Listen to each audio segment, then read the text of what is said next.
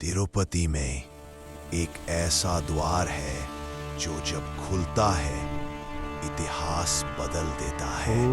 भारत में हजारों मंदिर है, लेकिन एक ऐसा मंदिर भी है जहां भगवान जीवित माने जाते हैं, जहां कोई घंटी नहीं बजती, जहां प्रतिमा का तापमान कभी कम नहीं होता और जहां दक्षिण द्वार खुलते ही भाग्य का द्वार खुल जाता है।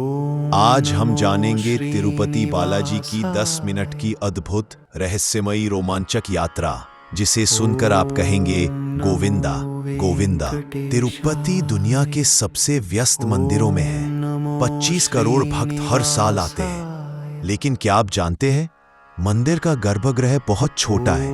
क्यों? क्योंकि शास्त्रों के अनुसार स्वयं भगवान ने कहा था, ऊंची इमारत भक्तों से दूरी बढ़ाती है, मैं छोटा रहूं पर भक्तों के सबसे करीब। यही कारण है छोटा गर्भगृह लेकिन सबसे शक्तिशाली ऊर्जा। कहानी वैकुंठ से आरंभ होती है।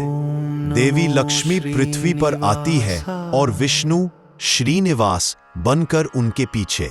तिरुमला पर्वत पर एक छोटे ग्वालों के गांव में वकुला देवी उन्हें पालती है।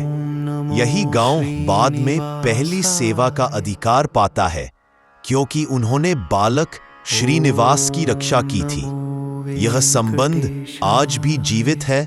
इन ग्वालों के वंशज आज भी मंदिर सेवा का हिस्सा है।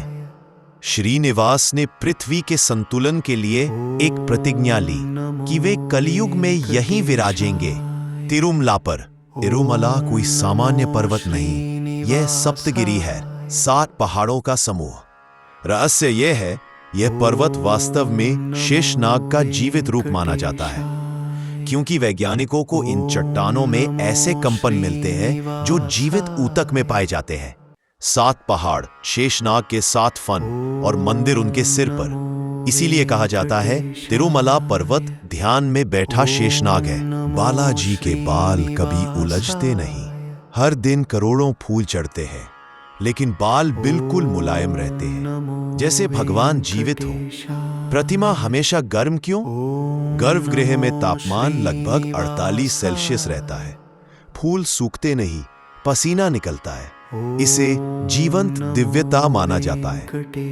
कंघी चलने की आवाज, कई सेवकों ने बताया है कि कभी-कभी पीछे से कंघी जैसी ध्वनि आती है, जैसे स्वामी स्वयं केश संवार रहे हों। मंदिर में घंटियां नहीं, क्योंकि स्वामी ध्यानस्थ हैं।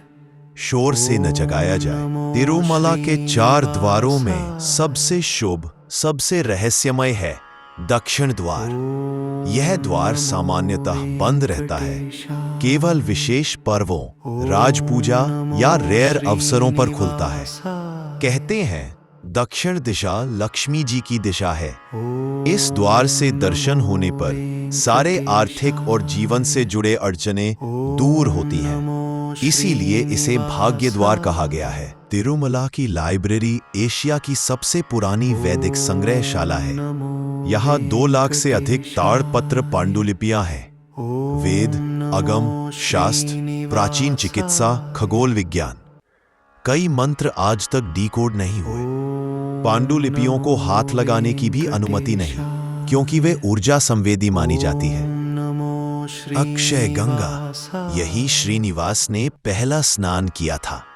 यह जलधारा कभी सूखती नहीं। श्रीवारी पादमुलु तिरुमला शिखर पर भगवान के दिव्य पद चिन्ह। सिलाथोरनम दुनिया की 3 सबसे रेयर चट्टानों में एक, प्राकृतिक रूप से बनी पत्थर की आर्च।